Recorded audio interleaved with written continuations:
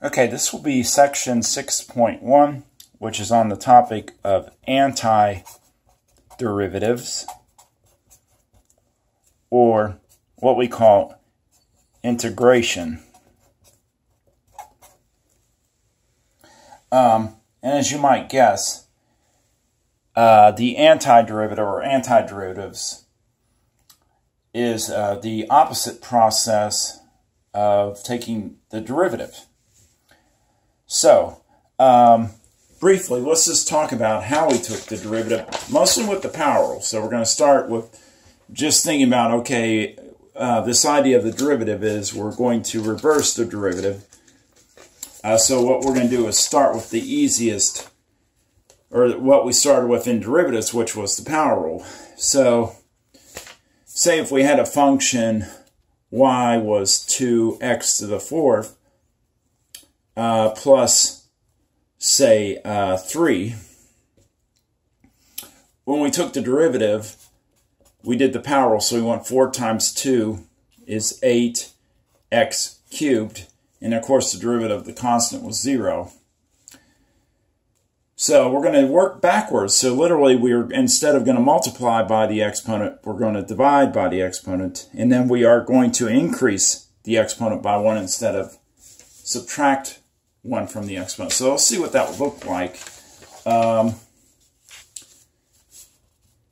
So first off, the antiderivative is represented by this S-looking symbol, which comes from the summation. You'll learn a little more history about that when we do upper and lower sums in section 6.3.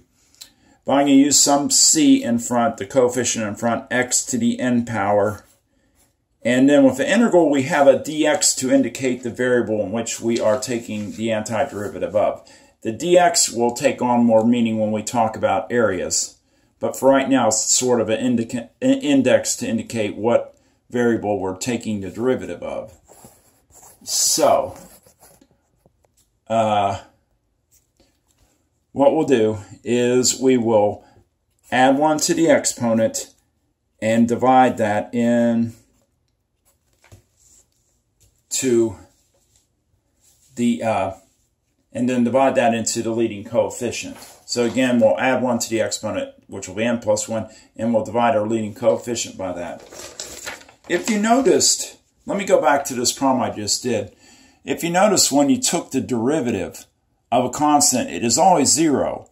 So that poses a question, what if we're going backwards? You could basically go back to some constant or map back to a constant. For that reason, we'll put a plus c to indicate an arbitrary constant that might come up. Now, recall when you take the derivative, the constant will go away. So if we're going backwards, we need some value to represent any constant that might appear when we do the antiderivative. And this will be known as the power rule for, and I'm going to refer to it as an integral, but you can also refer to it as an antiderivative. But this is the power rule for an integral. Alright, so let's look at an example.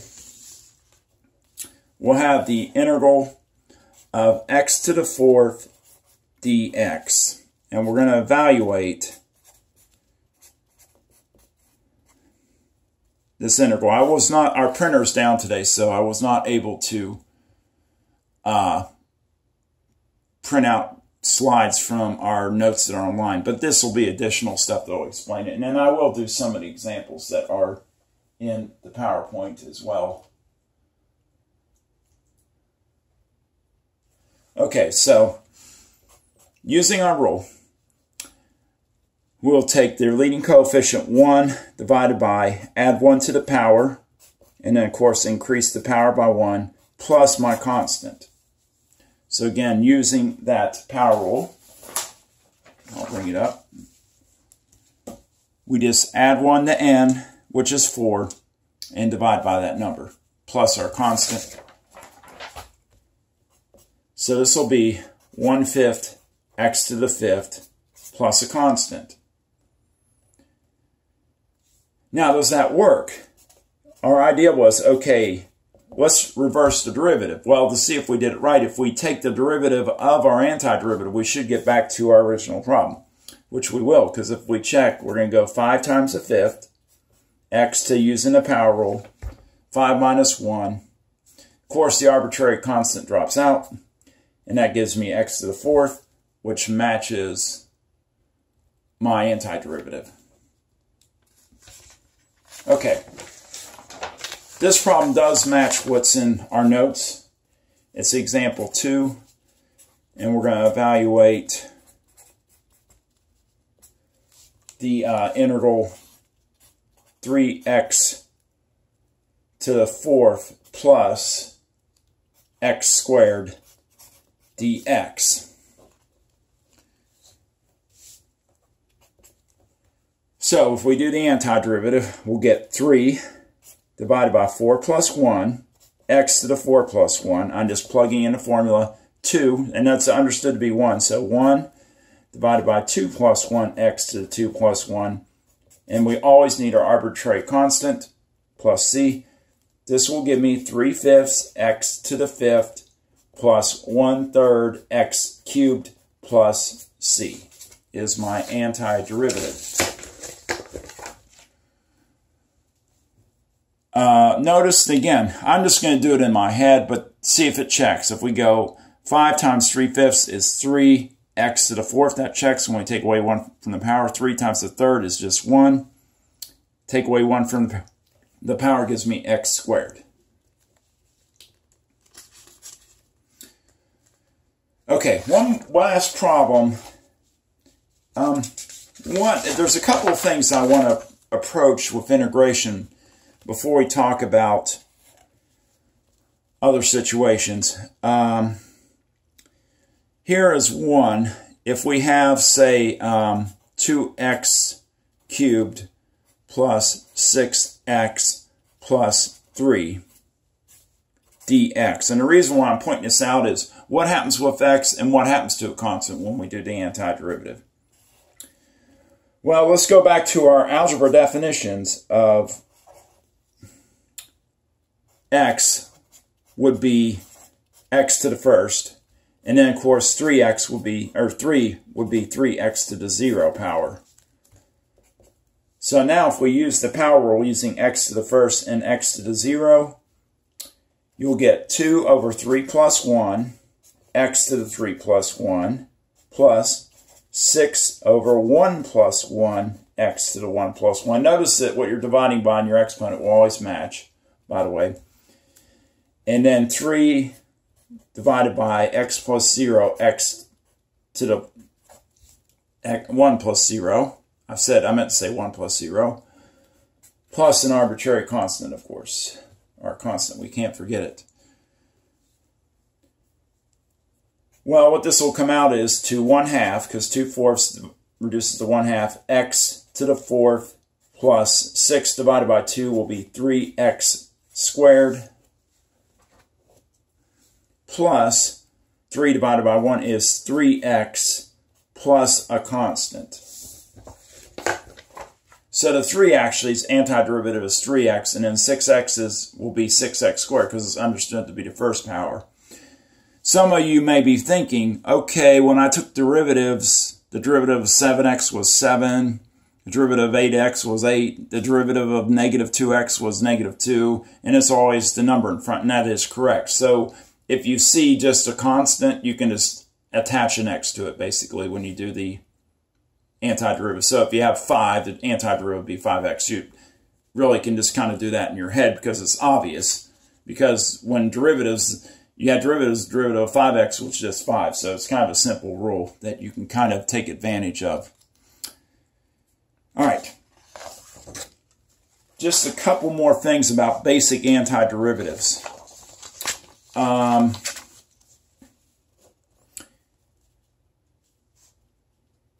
What if you have,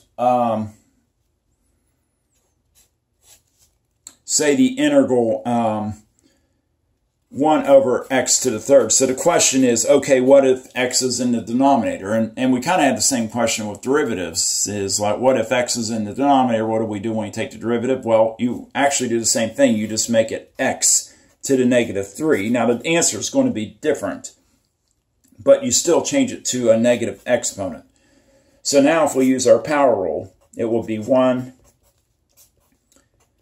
divided by 3 plus negative 3 plus 1, x to the negative 3 plus 1.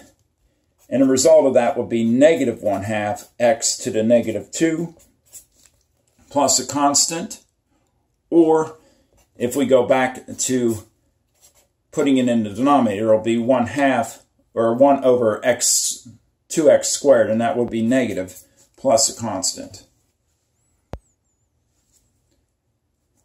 So that is one situation is, okay, how do we handle a negative exponent? What about radicals?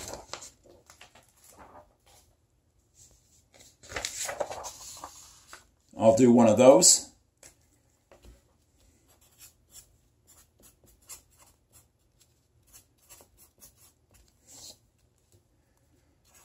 So say we had square root x dx. Well, again, like we did with derivatives, when we took the derivative, we just made it x to the 1/2 power. We converted it to the fractional value. So I'll do the same thing with the antiderivative. It'll be x to the 1/2. And now if we use the power rule, it's going to be 1 over, remember we got to go 1/2 plus 1, x to 1/2 plus 1 plus a constant. Now I'm going to do the fractions and not so many steps because I just don't have much room here. So I hope that you guys are okay with the 1/2 plus 1 is just 3/2.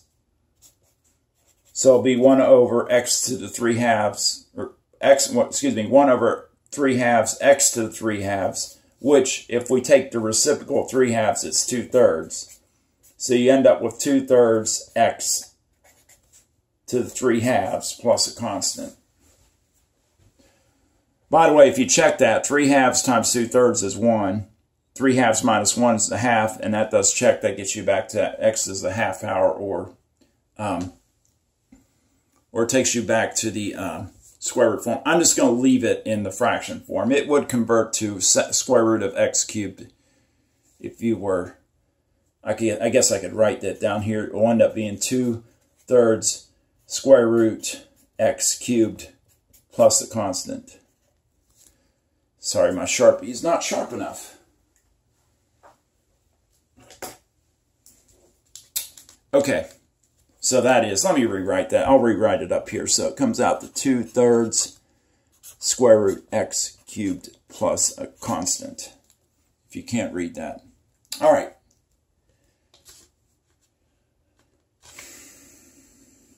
All right, one last thing, because this video is getting on towards 15 minutes. So, unfortunately, I try to keep them fairly short. It makes it better for maintenance on YouTube. If they get too long, it sometimes can cause trouble. So I try to keep them under 20 minutes.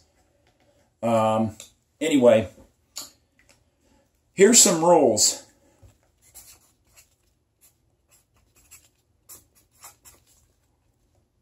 For integration.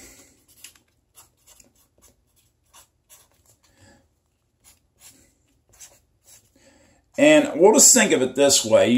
If you go back to your derivatives, one of the rules you learned was that the exponential function, e to the x, its derivative is the same.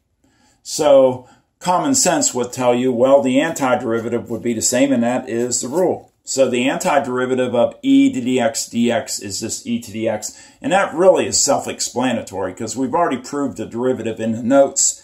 The derivative of e to the x is e to the x. So going backwards is really just evident. It's obvious. So we can just basically define it that way. Now the other one is, if you recall, I'll just write down below here.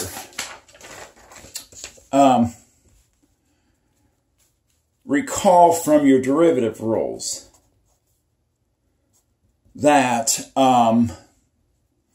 the derivative of natural log x is 1 over x.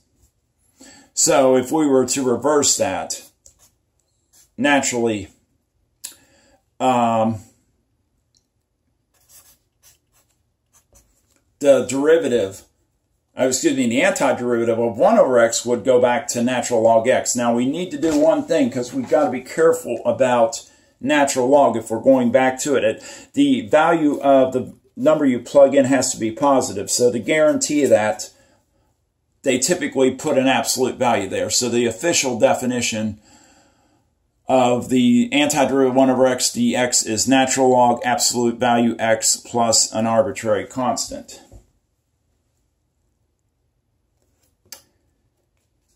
So those are two key rules for integration. All right.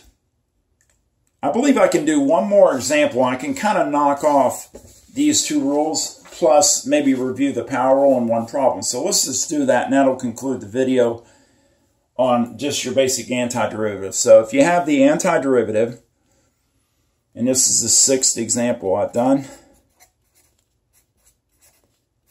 So let's take the antiderivative of 1 over x plus e to the x plus 3x squared dx. Well, if we follow our rules,